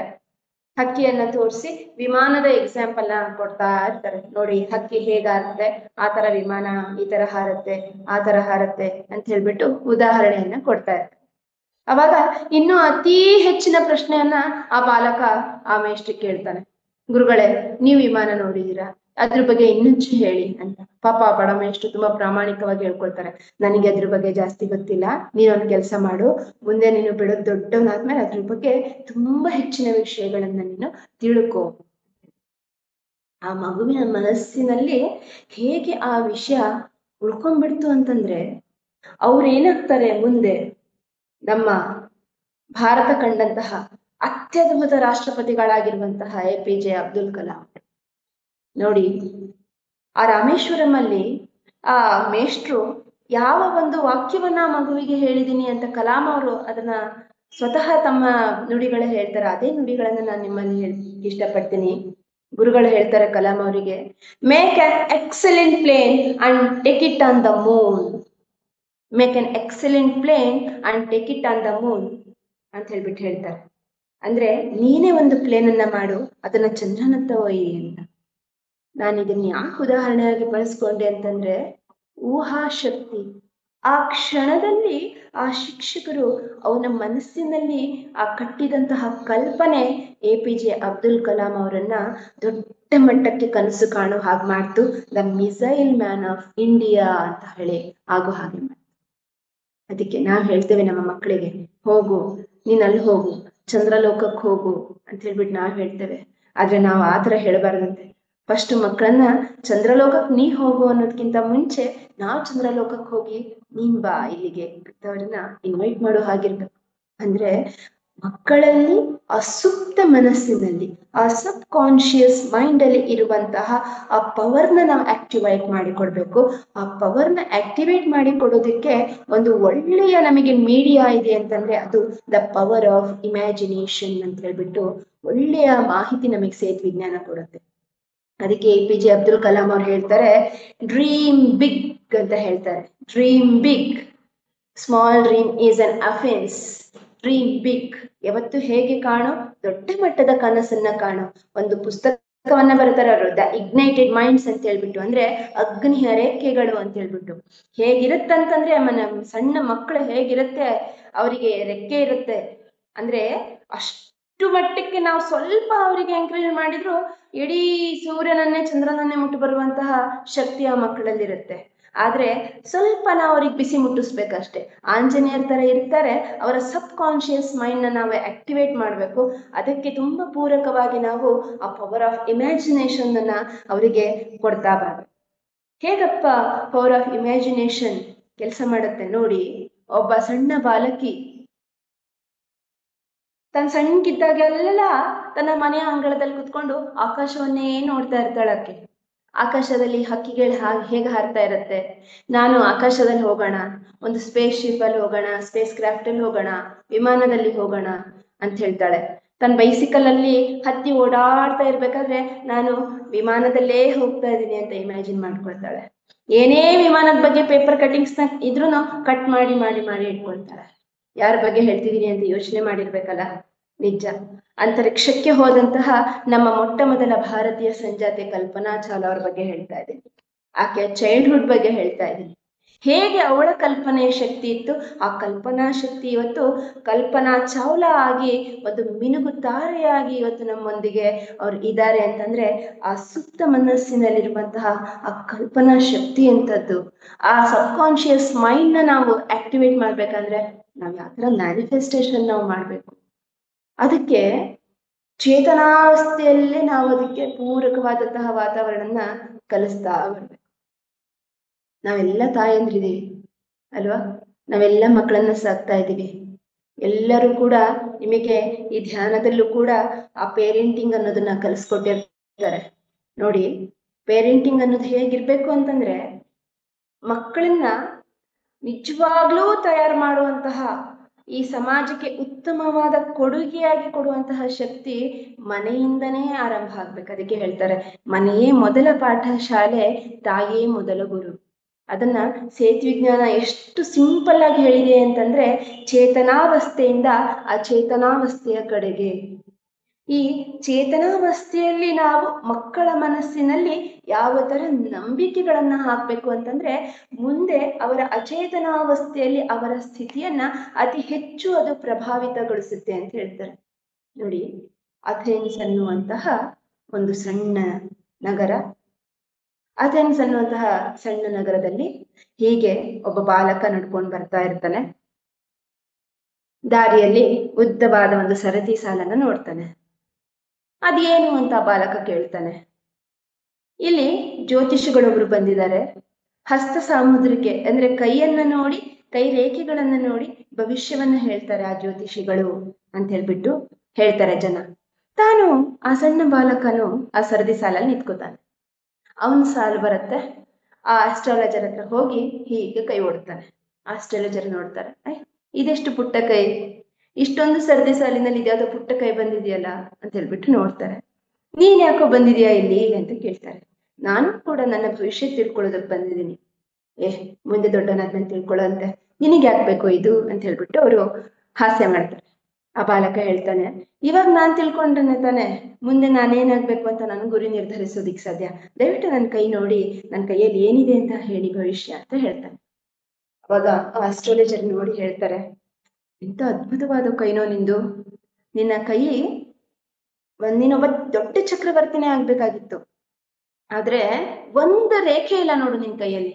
ಆ ಒಂದು ರೇಖೆ ಮಿಸ್ ಆಗಿದ್ದಕ್ಕೆ ನೀನು ಆ ಚಕ್ರವರ್ತಿ ಪಟ್ಟನೆ ಕಳ್ಕೊಂಡ್ಬಿಟ್ಟೆ ಅಲ್ಲೋ. ಎಂತ ಅದ್ಭುತವಾದ ಕೈ ಕಾಣೋ ನಿಂದು, ಜಸ್ಟ್ ಮಿಸ್ ಅಂತ ಹೇಳ್ತಾರೆ. ಹೌದಾ, ಅದಕ್ಕೇನ್ ಮಾಡ್ಬೇಕು? ಆ ರೇಖೆ ಎಲ್ಲಿತ್ತು ಹೇಳಿ? ಆ ಬಾಲಕನ್ ಪ್ರಶ್ನೆ ನೋಡಿ ಮಾಸ್ಟರ್ಸ್. ಆ ರೇಖೆ ಎಲ್ಲಿ ಬರ್ಬೇಕಿತ್ತು ಕೇಳ್ತಾನೆ ಆಸ್ಟ್ರಾಲಜರ್ಗೆ. ನೋಡು, ಇಂಥ ಕಡೆ ಆ ರೇಖೆ ಬರ್ಬೇಕಿತ್ತು. ಸಡನ್ ಆಗಿ ತನ್ನ ಜೇಬಲ್ ಒಂದು ಇದಿರುತ್ತೆ, ಬ್ಲೇಡ್ ಇರುತ್ತೆ. ಅದನ್ನ ತಕೊಂಡ್ಬಿಟ್ಟು ಆ ರೇಖೆ ಎಲ್ಲಿ ಬರ್ಬೇಕು ಅಂತ ಹೇಳ್ತಾರಲ್ಲ ಆಸ್ಟ್ರಾಲಜರ್ಸ್, ಅಲ್ಲಿ ರೇಖೆ ಮೂಡ್ಬೇಕು ಆ ತರ ಆ ಕೈನ ಕೊಯ್ಕೊಂಡ್ಬಿಡ್ತಾನೆ. ಜಲ್ ಅಂತ ರಕ್ತ ಚಿಮ್ಮತ್ತೆ. ಆಸ್ಟ್ರಾಲಜರ್ ಒಂದೇ ಸತಿ ದಂಗಾಗಿ ಹೋಗ್ತಾರೆ. ಹೇಳ್ತಾರ ಮಾತು, ನಿನ್ನಲ್ಲಿ ಇವತ್ತು ಇಷ್ಟು ಛಲ ಇದೆ ಅಂತಂದ್ರೆ ನಿಜವಾಗ್ಲೂ ನೀನು ಮುಂದೊಂದು ದಿನ ಚಕ್ರವರ್ತಿ ಆಗೇ ಆಗ್ತೀಯ ಅಂತ. ಅದನ್ನೇ ನಾನು ನಿಮಗೆ ಹೇಳ್ತಾ ಇರೋದು. ಚೇತನಾವಸ್ಥೆಯಲ್ಲಿ ಮಕ್ಕಳ ಆ ಸುಪ್ತ ಮನಸ್ಸಿನಲ್ಲಿ ನಾವು ಯಾವ ಬೀಜವನ್ನ ಬಿತ್ತುತ್ತೀವೋ ಆ ವೃಕ್ಷ ಮುಂದೆ ನಮಗೆ ಸಿಗತ್ತೆ. ಅದನ್ನೇ ಸೇತ್ ವಿಜ್ಞಾನ ಹೇಳ್ತಾ ಇದೆ. ನಮ್ಮಲ್ಲಿ ಇರುವಂತಹ ಆ ಸುಪ್ತ ಮನಸ್ಸಿನ ಶಕ್ತಿಯನ್ನ ನಾವು, ಅಂತರ್ಸ್ಥೈರ್ಯವನ್ನ ನಾವು, ಆತ್ಮಶಕ್ತಿಯನ್ನ ನಾವು ಜಾಗೃತ ಮಾಡಿಕೊಂಡು ನಾವಿಲ್ಲಿ ಯಾತಕ್ಕಾಗಿ ಬಂದಿದ್ದೀವಿ ಅನ್ನುವಂತಹ ಪ್ರಶ್ನೆಯನ್ನ ಹಾಕೊಂಡು ಆ ಗುರಿಯೆಡೆಗೆ ನಾವು ಧ್ಯಾನಾಸಕ್ತರಾಗಿ ಸಾಗ್ಬೇಕು ಅನ್ನೋದೇ ಸೇತ್ ವಿಜ್ಞಾನ ಹೇಳುವಂಥದ್ದು. ನಿಮ್ಗೆಲ್ಲ ಆಶ್ಚರ್ಯ ಆಗಿರ್ಬೇಕಲ್ಲ, ಯಾರಿರ್ಬೇಕು ಆ ಹುಡುಗ? ಆ ಬಾಲಕ ಯಾರು ಅಲ್ಲ, ಅಲೆಕ್ಸಾಂಡರ್ ದ ಗ್ರೇಟ್ ಅಂತ. ತನ್ನ ಕೇವಲ 36ನೇ ವಯಸ್ಸಿನಲ್ಲೇ ಇಡೀ ಪ್ರಪಂಚದ ಅರ್ಧ ಭಾಗವನ್ನ ಒಂದು ಕ್ಯಾಪ್ಚರ್ ಮಾಡ್ಕೊಂಡು ತನ್ನ ಕಪ್ಪಿ ಮುಷ್ಟಿಯಲ್ಲಿ ಇಟ್ಕೊಂಡು ಚಕ್ರವರ್ತಿಯಾಗಿ ಆಡಳಿತ ಮಾಡಿದಂತಹ ಅಲೆಕ್ಸಾಂಡರ್ ದ ಗ್ರೇಟ್. ಅದಕ್ಕೆ ಹೇಳ್ತಾರೆ, ಅಂಗೈ ಎಲ್ಲಿದೆ ಹಣೆ ಬರಹ ಅಂತ ಹೇಳ್ಬಿಟ್ಟು. ಬ್ರಹ್ಮ ಯಾರಿಗೂ ತಾರತಮ್ಯ ಮಾಡಿರೋದಿಲ್ಲ. ಸಮಾನವಾದಂತಹ ಅವಕಾಶಗಳನ್ನ, ಸಮಾನವಾದ ಬುದ್ಧಿಶಕ್ತಿಯನ್ನ, ಅಷ್ಟೇ ಸಮಾನವಾದ ಆತ್ಮಶಕ್ತಿಯನ್ನ ಕೊಟ್ಟು ಕಳ್ಸಿರ್ತಾನೆ. ಯಾರು ನಾವು ಅದನ್ನ ಕಂಡುಕೊಳ್ತೀವಿ, ನಾವೆಲ್ಲರೂ ಕೂಡ ಚಕ್ರವರ್ತಿಗಳಾಗೋದ್ರಲ್ಲಿ ಅಸಾಧ್ಯ ಅನ್ನೋಂಥದ್ದೇ ಇಲ್ಲ ಅನ್ನೋಂಥದ್ದನ್ನ ಅಲೆಕ್ಸಾಂಡರ್ ದ ಗ್ರೇಟ್ ಅವರ ಜೀವನದಲ್ಲಿ ನಾವು ಕಂಡ್ಕೋಬಹುದು. ಯಾಕಪ್ಪ ಅಂತಂದ್ರೆ ಪಾಸಿಟಿವ್ ಆಗಿ ಥಿಂಕ್ ಮಾಡಿದಾಗ ಏನಾಗತ್ತೆ, ನಮ್ಮಲ್ಲಿ ಪಾಸಿಟಿವ್ ಕೆಮಿಕಲ್ಸ್ ಬಿಡುಗಡೆ ಆಗತ್ತೆ. ನಮಗೆ ಅದಕ್ಕೆ ಬೇಕಾಗಿರುವಂತಹ ಕೆಮಿಕಲ್ಸ್, ಈ ನಮ್ಮ ಹ್ಯೂಮನ್ ಬಾಡಿನೇ ಹಾಗೆ ಬಹಳ ಒಂದು ಇದು ಆಶ್ಚರ್ಯಕರವಾದಂತಹ ಗೂಡಿದು. ಇದರಲ್ಲಿ ಏನಿಲ್ಲ ಹೇಳಿ, ಎಲ್ಲಾ ತರಾನು ನಮ್ಮಲ್ಲಿ ಮಿರಾಕಲ್ಲೇ ಇದೆ. ಒಂದು ಅದ್ಭುತ ಚಮತ್ಕಾರನೇ ನಮ್ಮ ದೇಹದಲ್ಲಿದೆ. ನಾವೆಷ್ಟು ಪಾಸಿಟಿವ್ ಆಗಿ ಯೋಚನೆ ಮಾಡ್ತೀವಲ್ಲ, ಅಷ್ಟು ಪಾಸಿಟಿವ್ ವೈಬ್ರೇಷನ್. ಅದನ್ನ ನಾವೀಗೆಲ್ಲ ಏನ್ ಹೇಳ್ತಿರ್ತೀವಿ, ಮ್ಯಾನಿಫೆಸ್ಟೇಷನ್. ಮ್ಯಾನಿಫೆಸ್ಟ್ ಮಾಡಿ, ಒಳ್ಳೆಯದನ್ನ ಮ್ಯಾನಿಫೆಸ್ಟ್ ಮಾಡಿ. ನನ್ನ ಜೀವನದಲ್ಲಿ ನಾನು ಇಂಥದನ್ನ ಸಾಧಿಸಿದೀನಿ. ಅಟ್ಲೀಸ್ಟ್ ನಮ್ಮ ಮಕ್ಕಳಿಗೆ ಹೇಳ್ಬೇಕು, ಹೋಗಿ ಸೂರ್ಯನನ್ನ ಮುಟ್ಟಿ ಬಾ ಅಂತ. ಸೂರ್ಯನನ್ನ ಮುಟ್ಟದೇ ಇದ್ರು ಅಟ್ಲೀಸ್ಟ್ ನಕ್ಷತ್ರವನ್ನಾದ್ರೂ ತರುವಂತಹ ಒಂದು ಶಕ್ತಿ ಸಾಮರ್ಥ್ಯ ಅವರಿಗೆ ಇರುತ್ತೆ.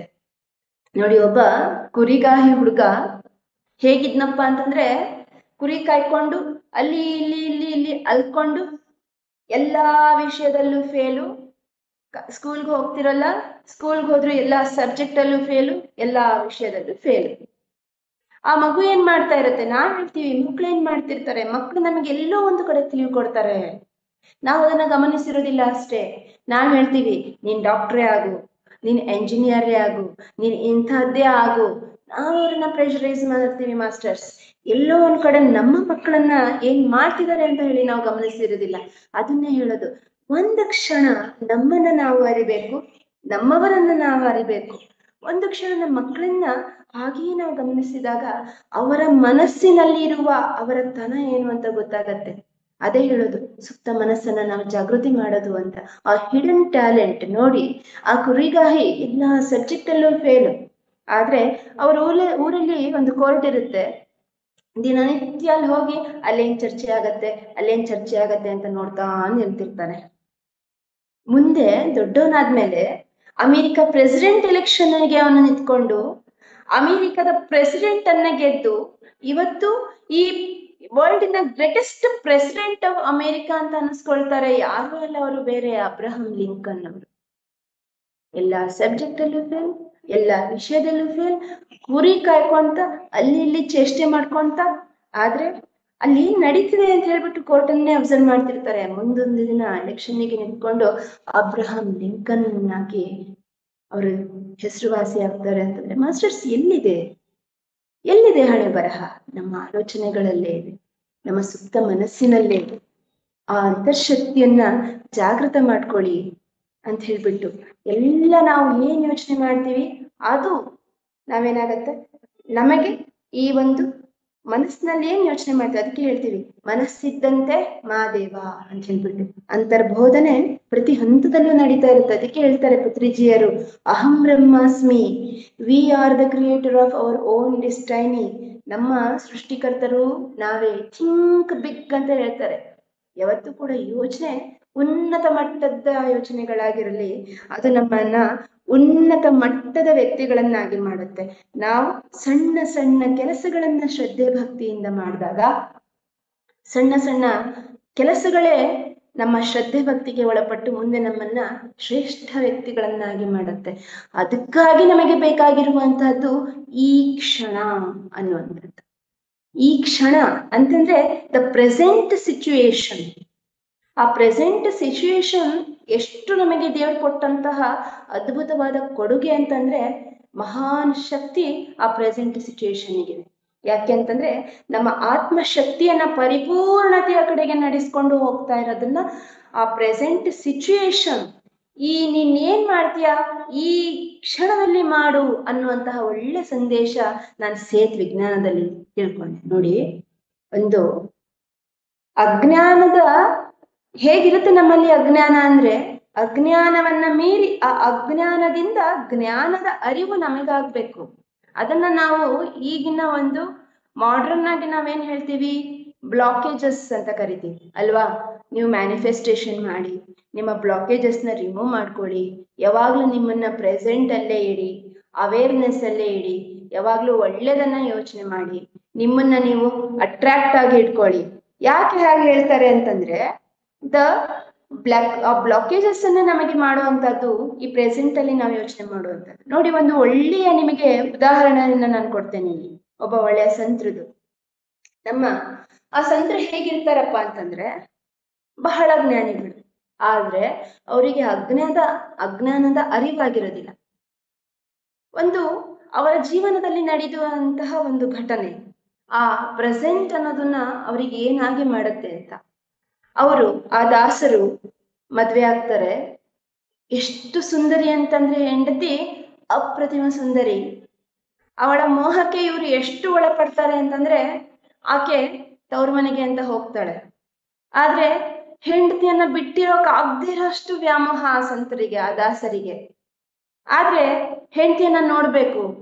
ಪ್ರೆಸೆಂಟ್ ಸಿಚುಯೇಷನ್ ಹೇಗಿದೆ ನೋಡಿ, ಧಾರಾಕಾರವಾದಂತಹ ಮಳೆ, ಹೆಂಡತಿಯ ತವ್ರ ಮನೆಗೆ ಹೋಗ್ಬೇಕಂತಂದ್ರೆ ಒಂದು ದೊಡ್ಡ ನದಿ, ಅವರಿರೋ ಊರಿಗೂ ಹೆಂಡತಿಯ ಊರಿಗೂ ಪ್ರವಾಹ ಉಕ್ಕಿ ಹರಿತಾ ಇರುತ್ತೆ.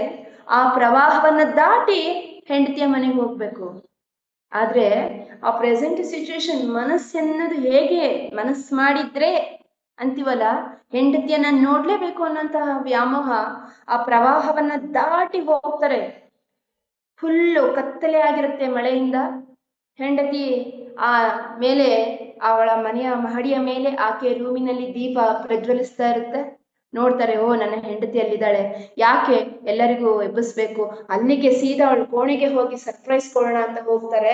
ಕೋಣೆ ಹತ್ತೋಕಲ್ ಮೆಟ್ಲಿರೋದಿಲ್ಲ, ಅಲ್ಲೇ ಇರುವಂತಹ ಒಂದು ಹಗ್ಗದ ಸಹಾಯದಿಂದ ಆ ಕೋಣೆಯನ್ನ ಪ್ರವೇಶಿಸ್ತಾರೆ. ಆಕೆ ಮುಂದೆ ನಿಂತ್ಕೊಳ್ತಾರೆ. ಅಬ್ಬಾ, ಇಷ್ಟು ಕಗ್ಗತ್ತಲು, ಇಷ್ಟು ಪ್ರವಾಹ, ಇಷ್ಟು ಮಳೆ, ನೀವ್ ಹೇಗ್ ಬಂದ್ರಿ ಅಂತ ಹೇಳ್ಬಿಟ್ಟು ಆಕೆ ಹೆಂಡತಿ ಪ್ರಶ್ನೆಯನ್ನ ಮಾಡಿದಾಗ ಅವ್ರು ಹೇಳ್ತಾರೆ, ಪ್ರವಾಹವನ್ನ ಈಜಿ ಬಂದೆ, ಹಗ್ಗದ ಸಹಾಯದಿಂದ ಕೋಣೆಯನ್ನ ಪ್ರವೇಶಿಸಿದೆ. ಹಗ್ಗದ ಸಹಾಯದಿಂದ ಕೋಣೆ ಪ್ರವೇಶಿಸಿದ್ರ? ಇಲ್ಲ, ಹಗ್ಗನೂ ಇರ್ಲಿಲ್ಲಲ್ಲ ಅಂತ ಆಕೆ ಹೊರಗಡೆ ಹೋಗಿ ನೋಡಿದಾಗ ಅದು ಹಗ್ಗ ಆಗಿರೋದಿಲ್ಲ, ಹಾವಾಗಿರತ್ತೆ. ಹಾವನ್ನ ಹಗ್ಗ ಅಂತ ತಿಳ್ಕೊಂಡು ಹತ್ತಿ ಆ ಕೋಣೆಯನ್ನು ಪ್ರವೇಶಿಸಿರ್ತಾರೆ. ಅತಿಯಾದ್ರೆ ಅಮೃತನೂ ವಿಷ ಅಲ್ವಾ? ಎಷ್ಟು ಜಿಗುಪ್ಸೆ ಅವಳಿಗೆ ಅವರಲ್ಲಿ ಆಗತ್ತೆ ಅಂತಂದ್ರೆ, ಯಾಕಿಷ್ಟು ವ್ಯಾಮೋಹ ನಿಮಗೆ? ನನ್ನಲ್ಲಿರುವಂತಹ ಈ ವ್ಯಾಮೋಹ, ಆ ಪ್ರೀತಿ ನಿಮಗೆ ಆ ರಾಮನ ಮೇಲೆ ಇದ್ದಿದ್ರೆ ಅಂತ ಹೇಳ್ಬಿಟ್ಟು ಹಂಗಿಸ್ಬಿಡ್ತಾಳವಳು. ರಾಮನ ಮೇಲೆ ಇದ್ದಿದ್ರೆ ಆ ಪದ ಅವರ ಮನಸ್ಸಿನಲ್ಲಿ ಹೇಗ್ ಉಳ್ಕೊಳ್ಳುತ್ತೆ ಅಂತಂದ್ರೆ, ಆ ದಾಸರು ಮುಂದೊಂದು ದಿನ ಶ್ರೇಷ್ಠ ದಾಸರಾಗ್ತಾರೆ. ಈ ಜಗತ್ತು ಕಂಡಂತಹ ಅತ್ಯಂತ ಶ್ರೇಷ್ಠ ಕೃತಿಯನ್ನ, ಶ್ರೀರಾಮಚರಿತ ಮಾನಸವಂತಹ ಕೃತಿಯನ್ನ ಈ ಜಗತ್ತಿಗೆ ಕೊಡುಗೆಯಾಗಿ ನೀಡುವಂತಹ ಶ್ರೇಷ್ಠ ತುಳಸಿದಾಸರಾಗ್ತಾರೆ. ನೋಡಿ, ಮೊದಲು ಹೇಗಿದ್ರು ತುಳಸಿದಾಸರು, ಆ ವರ್ತಮಾನ ಅನ್ನುವಂಥದ್ದು ಅವರ ಅಜ್ಞಾನವನ್ನ ನೀಗಿಸಿ ಹೇಗೆ ಜ್ಞಾನದೆಡೆಗೆ ಕರ್ಕೊಂಡು ಹೋಗ್ತಾ ಇತ್ತು, ಆ ಅಂತರಾತ್ಮ ಬೋಧನೆ ಹೇಗಿತ್ತು ಅನ್ನೋದಕ್ಕೆ ತುಳಸಿದಾಸರು ನೈಜ ಉದಾಹರಣೆ. ಇದೇ ತರ ನಮ್ಮ ವಾಲ್ಮೀಕಿಗಳು ಅಷ್ಟೇ ಅಲ್ವಾ? ಕೋರರಾಗಿರುವಂತಹ ವಾಲ್ಮೀಕಿಗಳು ಮುಂದೆ ಹೆಂಡತಿ ಮಕ್ಕಳು ಹೇಳ್ತಾರೆ, ನಿನ್ನ ಅನ್ಯಾಯದಲ್ಲಿ ನಮಗೆ ಪಾಲಿಲ್ಲ, ನಾವು ಆ ಪಾಲನ್ನ ತಗೊಳ್ಳಲ್ಲ ಅಂತ ಹೇಳ್ತಾರೆ. ಅದೊಂದು ಮಾತು ಅವರಿಗೆ ಎಷ್ಟು ಮನಸ್ಸಿಗೆ ತಾಗತ್ತಪ್ಪ ಅಂತಂದ್ರೆ, ದರೋಡೆತನವನ್ನ ಬಿಟ್ಟು ವಾಲ್ಮೀಕಿ ರಾಮಾಯಣವನ್ನ ಬರೆದಂತಹ ಶ್ರೇಷ್ಠ ವಾಲ್ಮೀಕಿಗಳು ಆಗ್ತಾರೆ. ಅದಕ್ಕೆ ಹೇಳೋದು ಮಾಸ್ಟರ್ಸ್, ಪ್ರೆಸೆಂಟ್ ಸಿಚುವೇಶನ್ ಅನ್ನುವಂಥದ್ದು ನಾವು ಎನ್ಕ್ಯಾಶ್ ಮಾಡ್ಕೋಬೇಕು ಪಾಸಿಟಿವ್ಲಿ ಅಂತಂದ್ರೆ, ಯಾವಾಗ್ಲೂ ಕೂಡ ನಮ್ಮ ಆತ್ಮ ಆ ಅವೇರ್ನೆಸ್, ಆ ಜಾಗೃತಿಯನ್ನ ಹಾಗೇ ಸ್ಥಿರವಾಗಿ ಇಟ್ಕೊಂಡು ಬರ್ಬೇಕು. ಅದನ್ನ ಸ್ಥಿರತೆಯನ್ನ ಕಾಯುವಂತಹ ಆ ಅಂತರ್ಬೋಧನೆಯನ್ನ, ಅಂತರ್ಶಕ್ತಿಯನ್ನ ನಮಗೆ ಯಾವುದು ಕೊಡುತ್ತೆ? ಈ ಧ್ಯಾನ ಮಾರ್ಗ ಕೊಡುತ್ತೆ.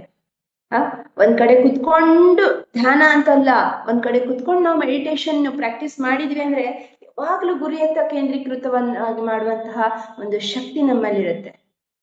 ನೋಡಿ, ಅದಕ್ಕೆ ಹೇಳ್ತಾರೆ, ಚೇತನಾವಸ್ಥೆಯಲ್ಲಿ ಕೂಡಿ ನಮ್ಮ ಅಂತರ್ಶಕ್ತಿಗೆ ಸ್ಪಷ್ಟವಾದ ಸೂಚನೆಗಳನ್ನ.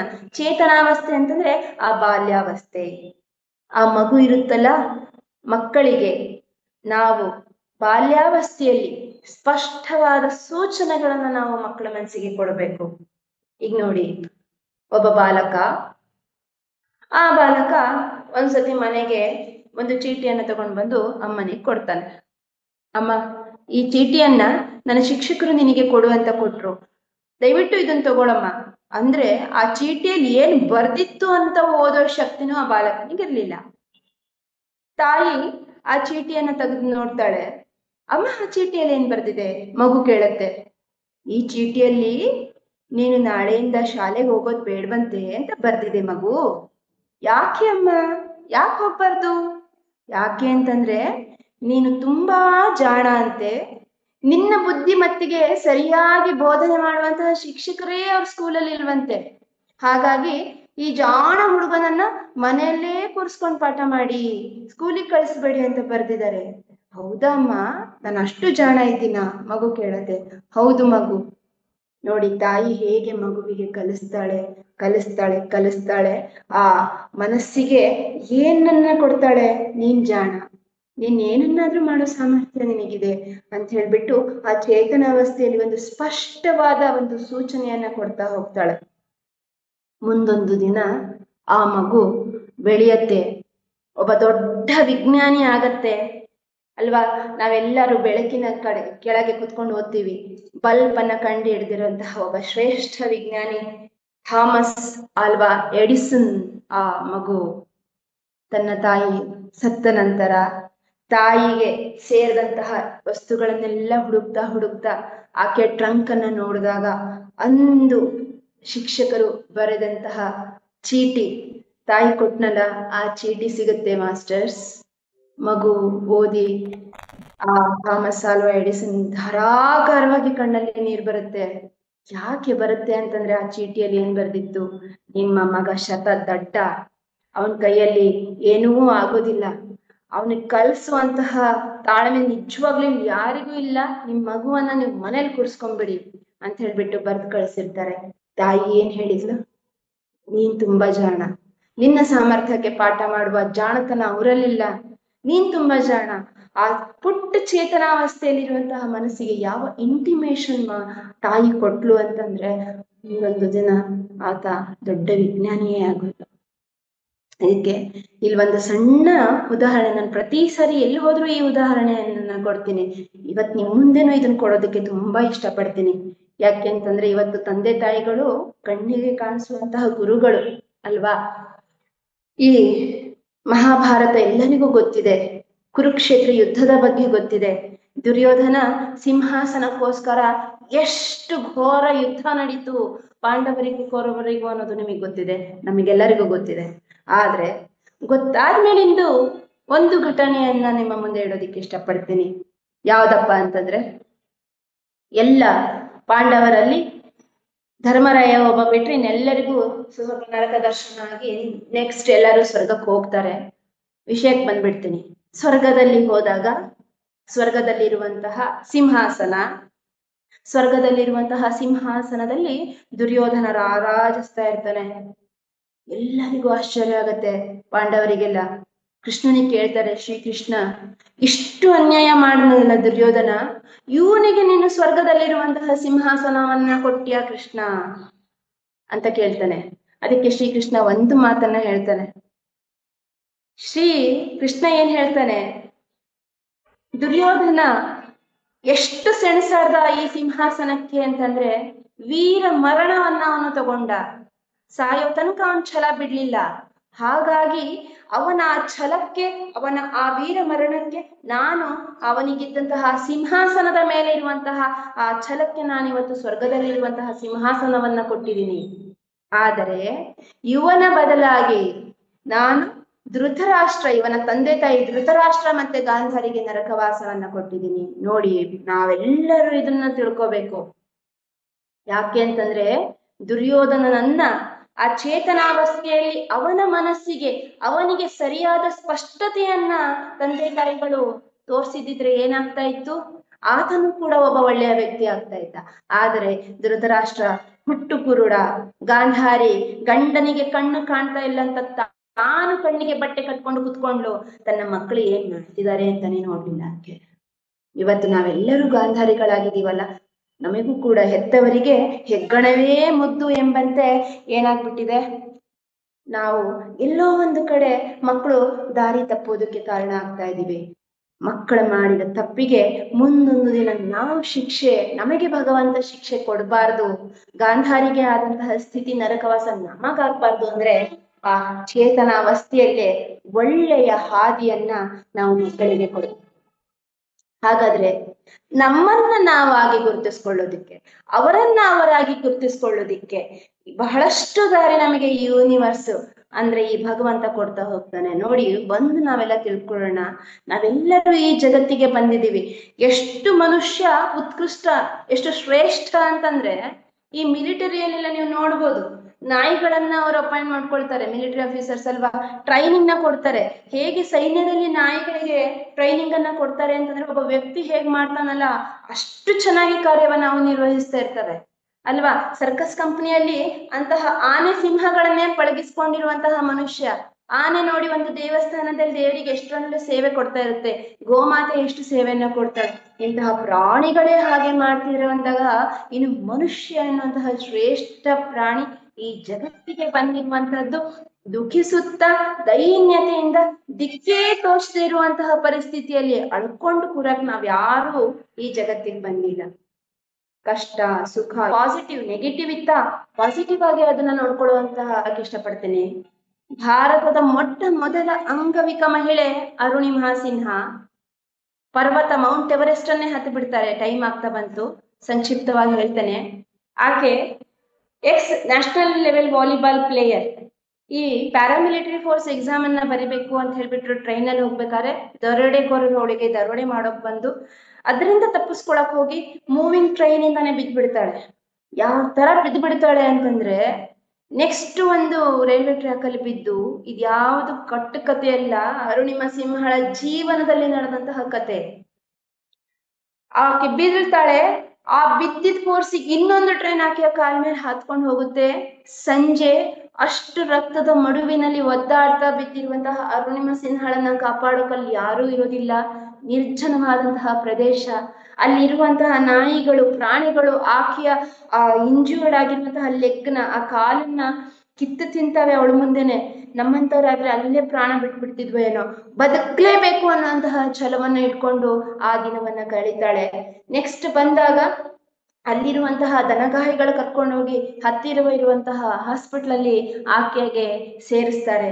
ಅಲ್ಲಿ ಅನೆಸ್ಥೇಷಿಯಾ ಕೊಡಕ್ಕೆ ಅನಸ್ತೇಷಿಯಾ ಫೆಸಿಲಿಟಿ ಇರಲ್ಲ. ವಿಥೌಟ್ ಅನಸ್ತೇಷಿಯಾ ಆಕೆ ಕಾಲನ್ನ ಕಟ್ ಮಾಡ್ಬೇಕಾಗಿ ಬರುತ್ತೆ. ಎಂತಹ ಸಂದಿಗ್ಧ ಪರಿಸ್ಥಿತಿಯನ್ನ ಅರುಣಿಮಾ ಸಿನ್ಹಾ ಫೇಸ್ ಮಾಡ್ತಾಳೆ ಅಂತಂದ್ರೆ 4 ತಿಂಗಳು ಕಂಪ್ಲೀಟ್ ಬೆಡ್ ರೆಸ್ಟ್. ಆ ಬೆಡ್ ರೆಸ್ಟ್ ಅಲ್ಲಿ ಯೋಚನೆ ಮಾಡ್ತಾಳೆ, ಏನಿದು ಭಗವಂತ ನನ್ನ ಜೀವನದಲ್ಲಿ ಏನ್ ಮಾಡುವ, ನಾವಾಗಿದ್ರೆ ಅದನ್ನೇ ಯೋಚಿಸ್ತಾ ಕೊರ್ಗೆ ಸತ್ತು ಹೋಗ್ತಿದ್ವ ಏನೋ. ಅರುಣಿಮಾ ಸಿನ್ಹಾ ಅಲ್ಲೇ ಡಿಸೈಡ್ ಮಾಡ್ತಾಳೆ, ಹತ್ಲೇಬೇಕು, ನನ್ನ ಈ ಕಾಲಿಂದ ನಾನು ಮೌಂಟ್ ಎವರೆಸ್ಟ್ ನ ಹತ್ಲೇಬೇಕು ಅಂತ ಡಿಸೈಡ್ ಮಾಡ್ತಾಳೆ. ಮುಂದೊಂದು ದಿನ ಭಾರತದ ಮೊಟ್ಟ ಮೊದಲ ಅಂಗವಿಕ ಮಹಿಳೆ ಮೌಂಟ್ ಎವರೆಸ್ಟ್ ನ ಹತ್ತಿದಂತವಳು. ಹತ್ತಿದ್ಮೇಲೆ ಹೇಳ್ತಾಳೆ, ಇಷ್ಟು ದಿನ ಪರ್ವತದ ಕೆಳಗೆ ನಾನಿದ್ದೆ, ಇವತ್ತು ಪರ್ವತ ನನ್ನ ಕಾಲ್ ಕೆಳಗಿದೆ. ನೋಡಿ ಮಾಸ್ಟರ್ಸ್, ಎಷ್ಟು ಒಳ್ಳೆಯ ವಿಚಾರವನ್ನ ನಾನು ನಿಮ್ಮ ಮುಂದೆ ಇಟ್ಟೆ ಅಂದ್ರೆ, ಸೇತು ವಿಜ್ಞಾನ ಅನ್ನುವಂತಹ ಪುಸ್ತಕದ ಸಂದೇಶವನ್ನ ಬಹಳಷ್ಟು ಉದಾಹರಣೆಯೊಂದಿಗೆ ನಿಮ್ಮ ಮುಂದೆ ಇಟ್ಟಿದ್ದೀನಿ. ಅಪ್ರತಿಮವಾದ ಜ್ಞಾನ ಭಂಡಾರ ಇದು. ಏನ್ ಹೇಳುತ್ತೆ ಸೇತು ವಿಜ್ಞಾನದಲ್ಲಿ, ನಮ್ಮ ಜೀವನದ ಆಗು ಹೋಗುಗಳಿಗೆಲ್ಲ ಕಾರಣ ಯಾರೂ ಆಗಿರೋದಿಲ್ಲ, ನಾವೇ ಆಗಿರ್ತೀವಿ. ನಮ್ಮ ಚೇತನಾ ಶಕ್ತಿ ಎಷ್ಟು ಅದಮ್ಯವಾಗಿರುತ್ತೆ ಅಂತಂದ್ರೆ, ಏನನ್ನಾದ್ರೂ ಸಾಧಿಸಬಲ್ಲಂತಹ ಶಕ್ತಿ ನಮ್ಮಲ್ಲೇ ಇರುತ್ತೆ. ಅದಕ್ಕೆ ಹೇಳ್ತಾರೆ, ಯಾರಿಗೆ ಯಾರು ಶಾಶ್ವತವಾಗಿ ಗುರುಗಳು ಅಲ್ಲ, ಯಾರಿಗೆ ಯಾರು ಶಾಶ್ವತವಾಗಿ ಶಿಷ್ಯರು ಅಲ್ಲ. ನಮಗೆ ನಾವೇ ಗುರುಗಳು, ನಮಗೆ ನಾವೇ ಶಿಷ್ಯರು. ಅಹಂ ಬ್ರಹ್ಮಾಸ್ಮಿ, we are the creator of our own destiny. ನಮ್ಮ ಸೃಷ್ಟಿಕರ್ತರೂ ನಾವೇ. ಯಾವುದು ಇಷ್ಟೆಲ್ಲ ದಾಟಿ ಸಾಧನೆಯತ್ತ ಮುಖ ಮಾಡಿ ನಿಂತಿರುವಂತಹ ಈ ಮಹನೀಯರಲ್ಲಿ ಎಷ್ಟು ಶಕ್ತಿ ಇತ್ತು, ಅಷ್ಟೇ ಶಕ್ತಿ ನಮ್ಮಲ್ಲೂ ಕೂಡ ಇದೆ. ಅದನ್ನ ನಾವು ಜಾಗೃತಗೊಳಿಸ್ಕೊಂಡು ಅಂತಹ ಒಂದು ಸಾಧನೆಯತ್ತ ಮುಖ ಮಾಡೋಣ. ಮುಖ ಮಾಡೋದಕ್ಕೆ ನಮ್ಮ ಮನಸ್ಸಿನ ಏಕಾಗ್ರತೆಗೆ, ಅಂತರ್ಶಕ್ತಿಯ ಜಾಗೃತಿಗೆ, ಆ ಒಂದು ಆತ್ಮಬೋಧನೆಗೆ, ಆ ಒಂದು ಧ್ಯಾನ ಮಾರ್ಗದ ಮೂಲಕ ನಮ್ಮ ಆತ್ಮಶಕ್ತಿಯನ್ನ ಜಾಗೃತಗೊಳಿಸ್ಕೊಂಡು ಸಾಧನೆಯತ್ತ ಮುಖ ಮಾಡೋಣ ಅನ್ನುವಂತ ಬೃಹತ್ತಾದ ಸಂದೇಶವನ್ನ ಸೇತು ವಿಜ್ಞಾನ ಕೊಡ್ತಾ ಇದೆ. ಇದು ಎಲ್ಲ ಅಂಶಗಳನ್ನ ಅಳವಡಿಸ್ಕೊಂಡು ನಾವು ಕೂಡ ಮುಂದೆ ಸಾಗೋಣ ಅಂತ ಹೇಳ್ಬಿಟ್ಟು, ನಮ್ಮ ಒಂದು ಭವಿಷ್ಯದ ಕರ್ತೃಗಳು, ನಿರ್ಮಾತೃಗಳು ನಾವೇ ಆಗಿರ್ತೀವಿ, ನಾವೇ ಆಗೋಣ, ನಾವು ಕೂಡ ಸಾಧಕರಾಗೋಣ ಅಂತ ಶಕ್ತಿಯನ್ನ ಧ್ಯಾನದ ಮೂಲಕ ಜಾಗೃತಿಗೊಳಿಸಿಕೊಳ್ಳೋಣ ಅನ್ನುವಂತಹ ಸಂದೇಶದೊಂದಿಗೆ ಇಂದಿನ ಒಂದು ಉಪನ್ಯಾಸವನ್ನ ನಾನು ಅರ್ಪಣೆಯನ್ನ ಮಾಡ್ತಾ ಇದ್ದೇನೆ. ಧನ್ಯವಾದಗಳು. PMC ಕನ್ನಡ ಚಾನೆಲ್ ಅನ್ನು ಲೈಕ್ ಮಾಡಿ, ಶೇರ್ ಮಾಡಿ, ಸಬ್ಸ್ಕ್ರೈಬ್ ಮಾಡಿ ಮತ್ತು ಮಾಡಿಸಿ. ಎಲ್ಲರಿಗೂ ಧನ್ಯವಾದಗಳು.